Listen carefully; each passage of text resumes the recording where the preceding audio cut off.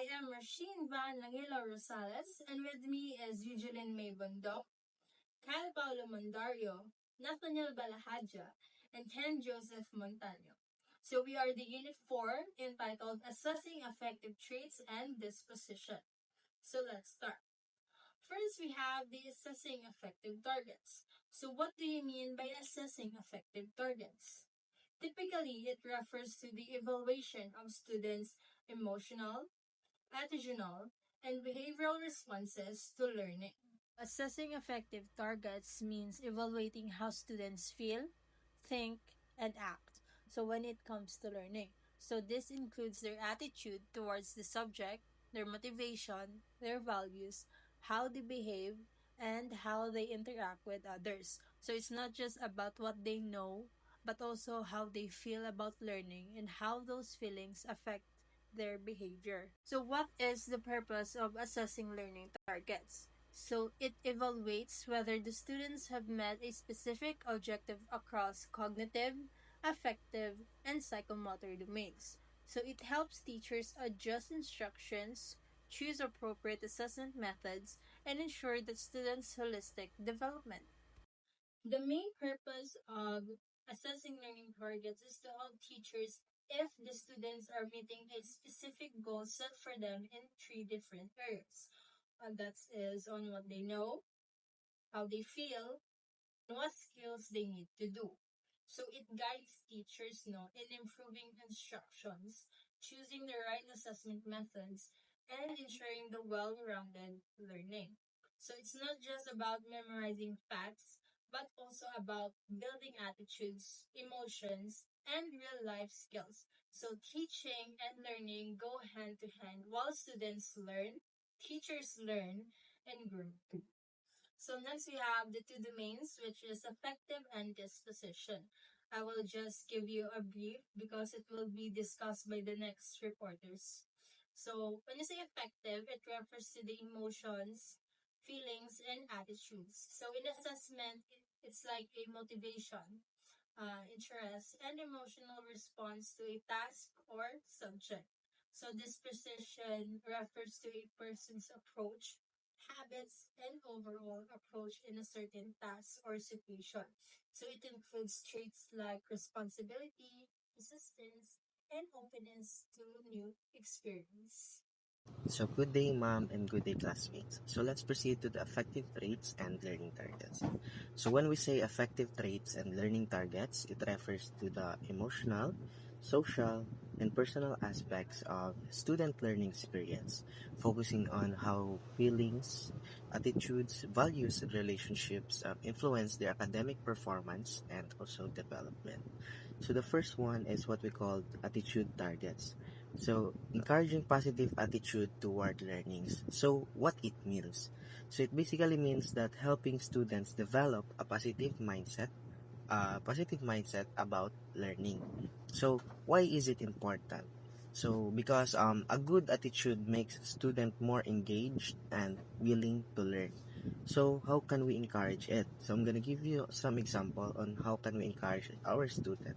So, first one is to create a supportive, fun, and learning environment, or use real life examples to make lessons interesting, or for example, encourage curiosity and problem solving. So the next one is the value targets. Value targets is instilling the importance of education in students' lives. So basically means that we are helping our students to understand why education matters. And it is important when students see the value of learning, they become more committed. So how can we instill it as a future educator? How can we how can we instill it to our student? So first one is to show how education connects to future success. And the second one is second example is share inspiring stories of people who succeeded through learning. And the last one is to relate lessons to real life situations and careers. So our number three is motivation targets. So enhancing intrinsic and extrinsic motivation. So when we say intrinsic motivation, it is from within. So students learn because they enjoy it or find it meaningful.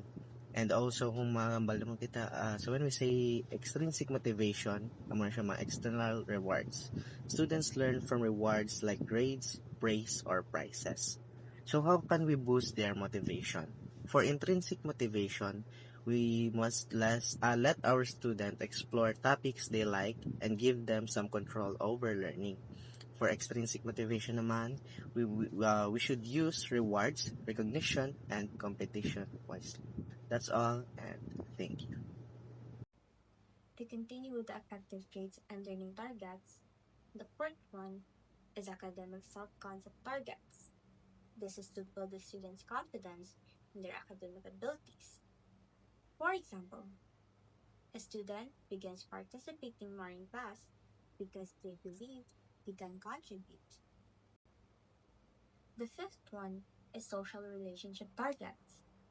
It is to promote positive interactions and collaboration with peers.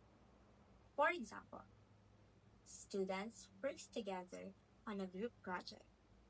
They help each other and share ideas respectfully. The last one is the classroom environment targets. It is to create a safe, supportive, and inclusive learning environment. For example, the teacher arranges a circle time where everyone shares their thoughts, making students feel more heard and respected. My name is Paulo Mandario, and I'm going to discuss the affective domain of the taxonomy of educational objectives. So sorry about my harsh voice because I have a laryngitis. Now let's move on to the meaning of the affective domain of the taxonomy of educational objectives. So it basically refers to the emotional, attitudinal, and value-based aspects of learning. It focuses on how students develop feelings, values, and attitudes towards the subject, people, and learning process of self. This domain was introduced by Benjamin Bloom and colleagues in the 1950s to complement the cognitive domain, which focuses on the intellectual skills. So when we say affective domain, it basically it refers to your feelings about the subject. Meanwhile, cognitive is more on your brain. Move on to the number one, affective domain. So it has 5 levels that reflects different degrees of emotional engagement and value information. So number one is receiving or awareness. At this level, students are aware or willing to listen to certain ideas, events, or experiences.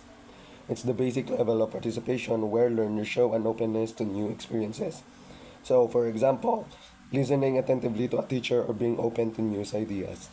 So, we are going to experience this when we are talking to someone, especially with our friends. Let's move on to the number two, which is responding or engagement. So, students not only listen but actively participate and respond to what they learn. Their involvement shows an emotional connection to the material or activity. So, for example, answering questions in class, participating in discussions, or showing interest in the topic. So, you are going to talk back to your teacher or your friend while discussing. Now, let's move on to number three, valuing. So, at this level, students begin to attach value or importance to certain ideas, behaviors, or experiences. This can be influenced by personal beliefs or social norms. So, example of this, showing commitment to a cause or consistently applying learned values in real life situation. So now you are applying what you have learned. So, for example, when your teacher said that you will go, that working out is very good, you work out. Now, let's move on to number four, organizing or prioritizing values. Students start to organize and compare different values, integrating them into their personal value systems. They begin to prioritize some values over others and make choices based on these organized values. So, example, aligning personal beliefs with behavior or making decisions that reflect understanding of values. So, mostly with this are religion.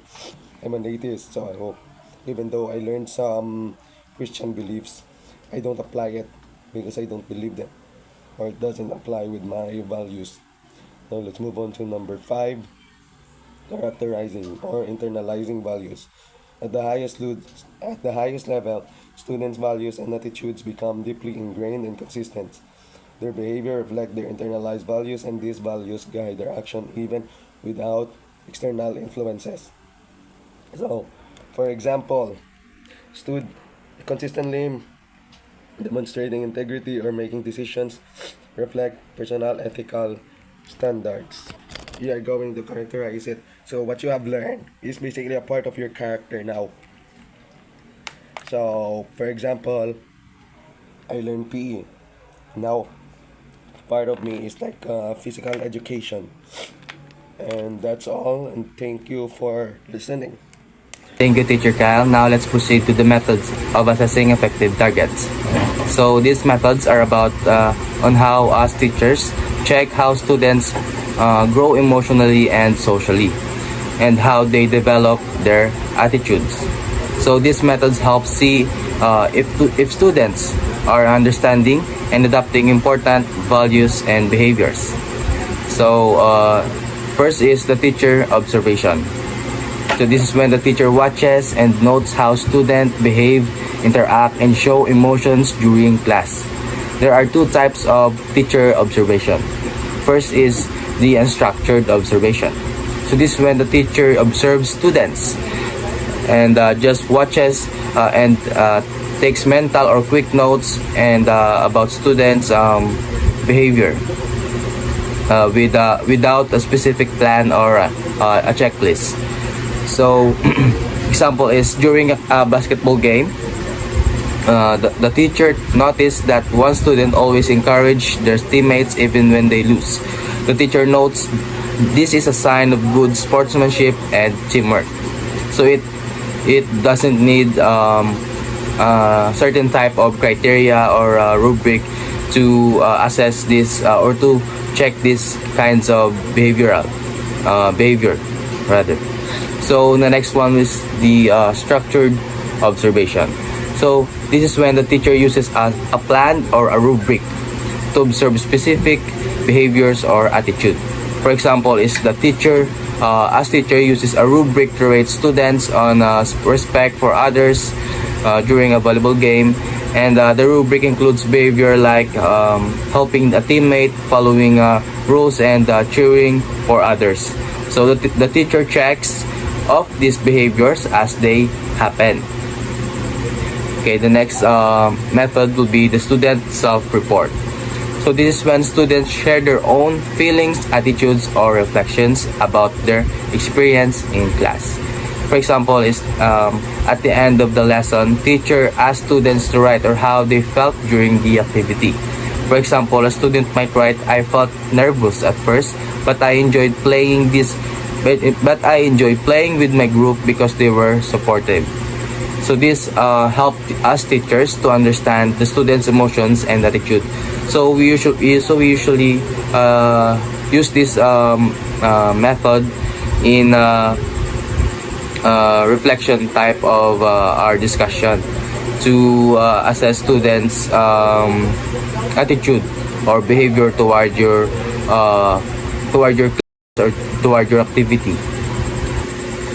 So the teacher observation helps teachers see how students behave in real situations like showing teamwork or respect, and the student self-report lets students express their feelings, which helps teachers understand their confidence and motivation or challenges during their activity or class. So by using these both methods, the teacher can get a full picture of students' effective development in physical education, such as their teamwork, sportsmanship, and enjoyment of physical activities. Next is assessing effective disposition. It means understanding how our students feel, think, and behave emotionally. As a teacher in the Philippines, this helps us know our students better so we can support their emotional and social growth. So here are the examples of the methods you can use and explain. So first is self-report.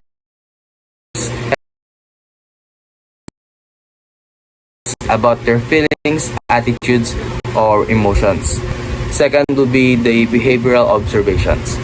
This means watching how students act in different situations to understand their emotions. This is the interviews. So this is a one-on-one talk with student to ask about their feelings and experiences. So next is psychological measures. So this involves checking physical signs of emotions like heart rate or sweating. Next method is projective tests. So this is when students express their feelings indirectly through activities like drawing or storytelling. Next is emotion diaries. So this is when students write their feelings daily. So for example, ask students to write a short journal entry every day like, today I felt happy because my group finished our project. So this helped me track their emotions over time. So next is implicit measures. So this is when you use activities or tests to understand feelings students might not even realize they have. Why this matters in the Philippines?